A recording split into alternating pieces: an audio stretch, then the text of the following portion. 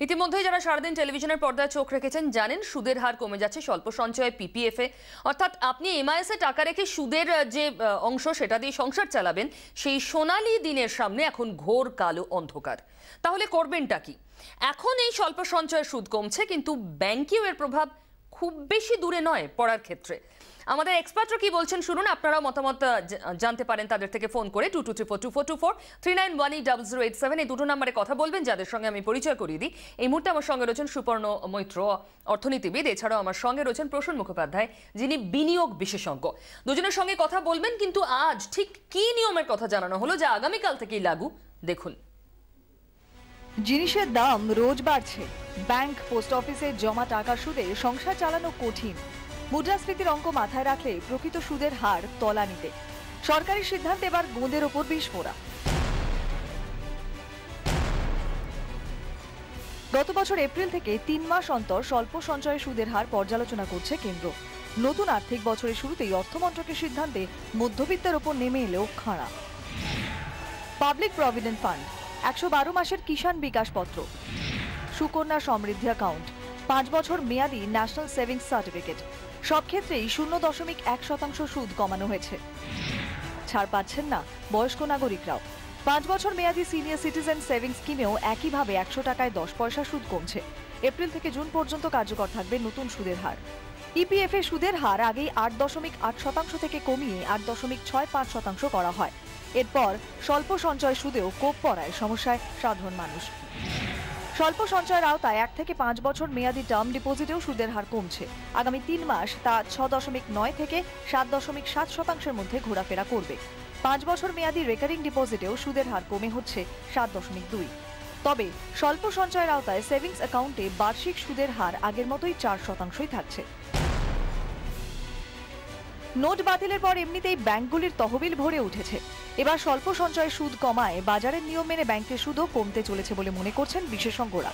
স্বল্প সঞ্চয়ের জন্য সুদ ভর্তুকি ছাঁটাই করে সংস্কারের পথে হাঁটতে চাইছে কেন্দ্র, যার জেরে দিন দিন সমস্যা বাড়ছে সাধারণ মানুষের। ব্যুরো রিপোর্ট, 24 ঘন্টা। আমি সুবর্ণবাবুর কাছে আসবো শুরুতেই। একটা বড় অংশের মানুষ আমাদের দেশে, বিশেষ করে যারা প্রবীণ নাগরিক, রিটায়ারমেন্টের টাকা তারা এমআইএস এ রাখছেন, অন্য স্বল্প সঞ্চয় রাখছেন, মাসে মাসে সুদটা নিয়ে সংসার চালান। মানে সেই দিনটুকু, সেই স্বাধীনতা এবং নিরাপত্তাটুকু তারা হারাতে চলেছেন কি? আমার মনে হয় যে আমাদের দেশের অর্থমন্ত্রী ফেব্রুয়ারি মাসে একটা কথা বলেছিলেন যে সব কিছুই তিনি বাজারের সাথে যুক্ত করে দিতে চাইছেন। খুব ভালো, বাজারের সাথে যুক্ত করে। আমরা কি ঠিক বাজারের জায়গাটায় যাওয়ার পর্যায়ে পৌঁছেছি? আমরা মাঝে মাঝে যদি ইউরোপ বা অন্য দেশগুলোর সাথে তুলনা করার চেষ্টা করি যেখানে সামাজিক সুরক্ষা আছে, আমাদের এখানে সেই সামাজিক সুরক্ষা বলেও কোনো বস্তু কিছু নেই। সুতরাং রাষ্ট্রের সাথে যে নারীর সম্পর্ক কখন তৈরি হবে, যখন রাষ্ট্র তার নাগরিকদের কথা চিন্তা করবে। আস্তে আস্তে যেটা দেখতে পাচ্ছি, সব দিক দিয়ে যে ভালো দিন আসার কথা যেরকমভাবে দেখছি, খুব একটা ভালো দিন আসছে বলে আমার বুঝতে পারছি না। আমার মনে হয় আমি খুব একটা আশার আলো দেখাতে পাচ্ছি না, এবং ব্যাংকেরও ইন্টারেস্ট কমবে।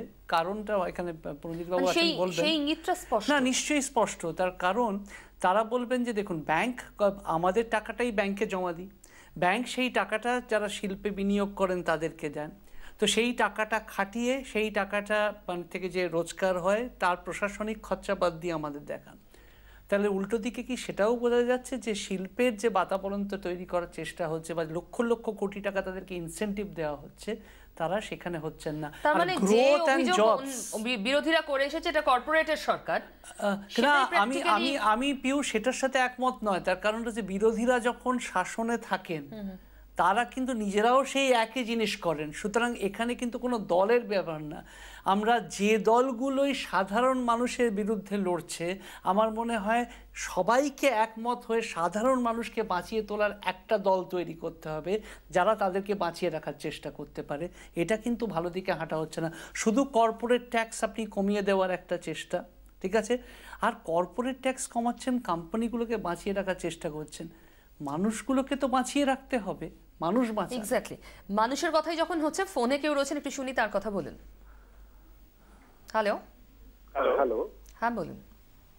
হ্যাঁ, আমি তরুণ ঘোষ দমদম থেকে বলছি। বলুন, একটু জোরে বলবেন প্লিজ। হ্যাঁ, আমি বলছি যে আজকে যে সরকার যে ডিসিশনটা নিল, যখন ক্রুড অয়েল প্রাইস যখন $100 থেকে $30 নেমেছিল, তখন কিন্তু এক্সাইজ ডিউটি বাড়িয়ে সরকার নিজের কোষাগারটা ভর্তি করেছিল। তখন কিন্তু সেই সুবিধাটা জনগণ কিন্তু পায়নি। তাহলে এই যে ইন্টারেস্টটা কমালো, সেটা না কমিয়ে কিছুটা ভর্তুকি দিয়ে সরকার এটা সিনিয়র সিটিজেন বা প্রবীণ নাগরিকদের জন্য একটু দেখা উচিত ছিল না? নিশ্চয়ই বুঝতে পেরেছি, অনেক ধন্যবাদ, বুঝতে পেরেছি। আর কেউ আছেন? হ্যালো, হ্যাঁ বলুন। হ্যালো, হ্যাঁ বলুন।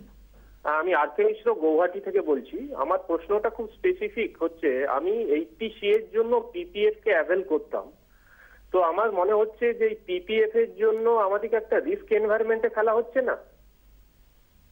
ঠিকই, আপনি শুনতে থাকুন। ধন্যবাদ। আমি দ্বিতীয় প্রশ্নের উত্তর নেব প্রসূনদার কাছে, কিন্তু তার আগে প্রথম প্রশ্নের জন্য আমি আসবো আপনার কাছে। যে এটা তো ঠিকই না, উনি যে প্রশ্ন আপনি খোলা বাজারের সঙ্গে যদি জড়িয়ে দেওয়া হয়, দুটো প্রশ্নই আমি যদি বলবেন, দুটো প্রশ্নই এত প্রাসঙ্গিক। এবং আমরা যখন যে কোনো সরকার, তার দর্শনবোধটা সব থেকে ইম্পর্টেন্ট। আমরা রাজনৈতিক দলের কথা বলছি না। যে কোনো সরকার তার যে দর্শনবোধটা আছে মানুষকে বাঁচিয়ে রাখার। ঠিকই তো বলছেন যে আজকে যখন আমি মার্কেট লিঙ্ক করলাম যে ব্রেন্ট ক্রুডের যদি দাম কমে গিয়ে থাকে, আমি সেটা সেই অবধি না কমিয়ে আমি বলছি যে আমাকে অন্যান্য কালেক্ট করতে হচ্ছে, কারণ আমি সোশ্যাল সেক্টর স্কিম করব। কিন্তু মানুষই যদি না থাকে, পিউ ফান্ডামেন্টাল কোয়েশ্চেন, তাহলে কার জন্য গ্রোথ? এই যে জিডিপি ওরিয়েন্টেড কথাবার্তা, যে দেখুন শাইনিং ইন্ডিয়া, বড় জিডিপি, এখান থেকে সরে যদি মানব উন্নয়ন সূচক যদি উত্তর দিকে যায়, যদি মানব উন্নয়ন সূচক দক্ষিণ দিকে যাচ্ছে, আর মোট অভ্যন্তরীণ উৎপাদন সূচক যদি উত্তর দিকে যাচ্ছে, আমার মনে হয় সেটা বোধহয় দেশের পক্ষে খুব একটা মঙ্গলকর পরিস্থিতি নয় বলে আমি একদমই। প্রসূন বাবু, এক ভদ্রলোক প্রশ্ন করলেন যে 80সির জন্য তিনি পিপিএফটা রাখছেন, আর উনি বলছেন যে ওটা মার্কেট থেকে রিস্কের একখানা সিচুয়েশন তৈরি হচ্ছে। এটা কি করে হচ্ছে আমি ঠিক বুঝলাম না, কারণ পিপিএফ হচ্ছে কি গভর্নমেন্ট অ্যাডমিনিস্টার্ড ডেট মেকানিজম। না, উনি বোধহয় রিস্ক এই জন্য বলছেন যে ওটার তো কমে যাচ্ছে ভ্যালুটা, ইন্টারেস্ট রেট। উনি যেটা বলতে চেষ্টা করেছেন টু হেল্প দিস থিং, আমার মনে হয় যে আগে যেরকম একটা অ্যাসিওর্ড পেনশনের কথা ছিল, আমরা যখন pension fund regulatory development authority speculation, আমার মনে হয় উনি ওইটাই মিন করতে চেয়েছেন। সো দেখুন, গভর্নমেন্ট বেশ কিছু বছর ধরে, শুধু এই সরকার নয়, এই সরকারের আগেই কিন্তু ফিসক্যাল রেসপন্সিবিলিটি ম্যানেজমেন্ট বিল বলে একখানা বিল পার্লামেন্টে আনে। আর আমরা এটা নিয়ে যতই পলিটিক্যাল হাই হ্যান্ডেডনেস থাকি বা কোনো একটা পলিটিক্যাল সাইডে যতই আমরা ম্যানুভার করার চেষ্টা করি, but the fact of the matter is যে আজকের দিনে আমরা কিন্তু একটা অ্যাডমিনিস্ট্রেড মেকানিজম ইন্টারেস্ট রেটের মধ্যে থাকতে পারবো না। আর এটা আমরা সিচুয়েশনাল একখানা কনটেক্সটে যদি আমরা বলি, তাহলে এই যে আমরা এতদিন ধরে যেটা দেখে এসছি, ইনফ্যাক্ট আগামী দিনে আমরা ওটা দেখবো না, এটা কিন্তু গতবারের বাজেটেই ক্ল্যারিফাই করে দেওয়া হয়েছিল ফাইন্যান্স মিনিস্টারের মধ্যে থেকে।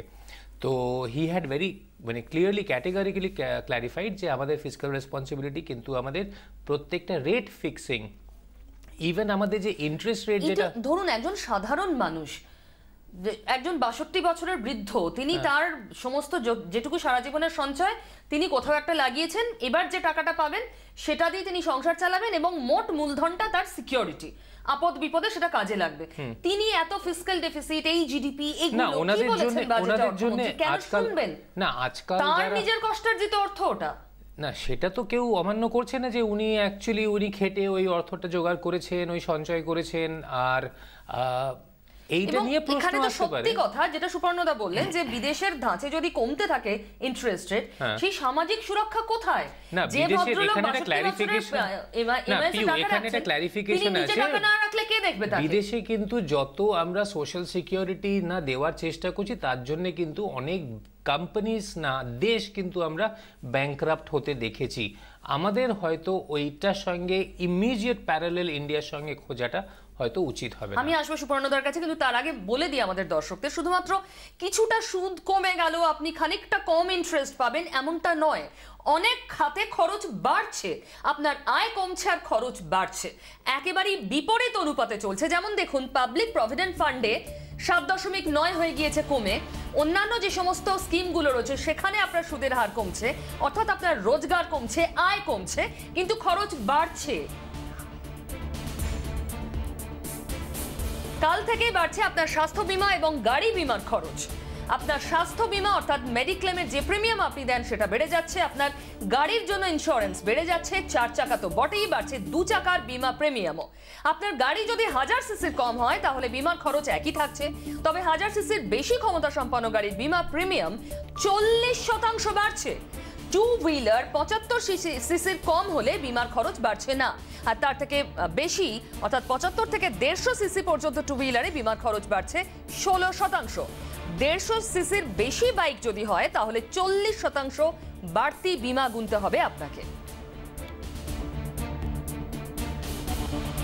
টু হুইলারের ক্ষেত্রে আপনারা দেখছেন একদম সিসি অনুযায়ী ভাগ করে দেওয়া হয়েছে। 40% যদি বেড়ে যায় ইন্স্যুরেন্স প্রিমিয়াম, তাহলে মানুষ কোথায় গিয়ে দাঁড়াবেন? খরচ যে হারে বাড়ছে ঠিক উল্টো হারে কি আয়টা কমছে না?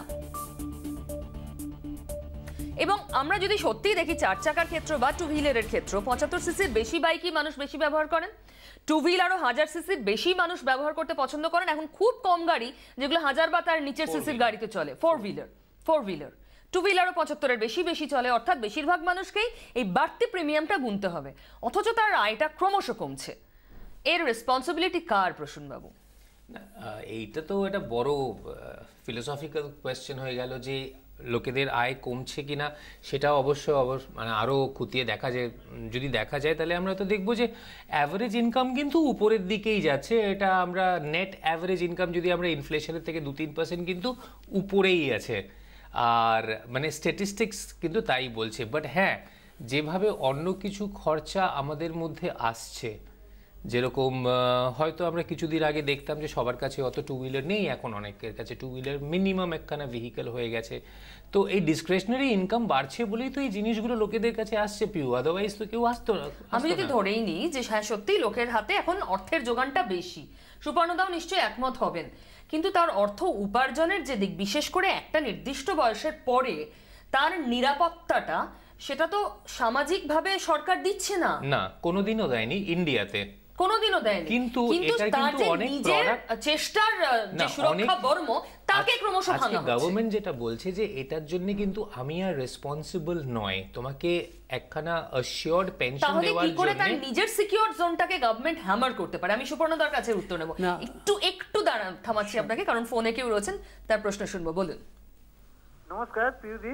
নমস্কার, বলুন। হ্যাঁ, আমি চন্দননগর থেকে বিক্রমবীর চক্রবর্তী বলছিলাম এইটাই যে যারা সিনিয়র সিটিজেন তারা তো জীবনের শেষ পর্যায়ে এসে পৌঁছেছেন, আর কটা দিনই বা বাঁচবেন, তা তাদের যে উপার্জনটা এইভাবে ইনভেস্ট করেছেন এবং সংসার চালানোর জন্য বেঁচে থাকার তাগিদে আছেন, এই যে এই সিদ্ধান্তগুলো সুদ কমে যাওয়া, এটা কতটা অমানবিক মনে হয়। অনেক ধন্যবাদ, আপনি শুনতে থাকুন। আর কে আছেন? হ্যালো। হ্যাঁ বলুন। হ্যাঁ নমস্কার, আমি বারাসাত থেকে বিক্রম দে বলছিলাম। নমস্কার। হ্যাঁ, বলছি যে আমার একটা প্রশ্ন ছিল, আমার দুটো প্রশ্ন আছে।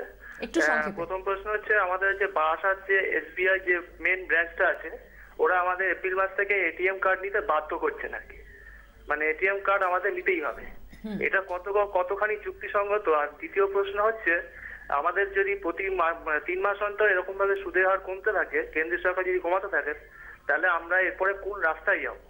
একদম মোদ্দা কথা তো এটাই, আমরা যাচ্ছি কোথায়, কোথায় গিয়ে দাঁড়াবো শেষ পর্যন্ত? আদৌ জমি থাকবে তো দাঁড়ানোর জন্য?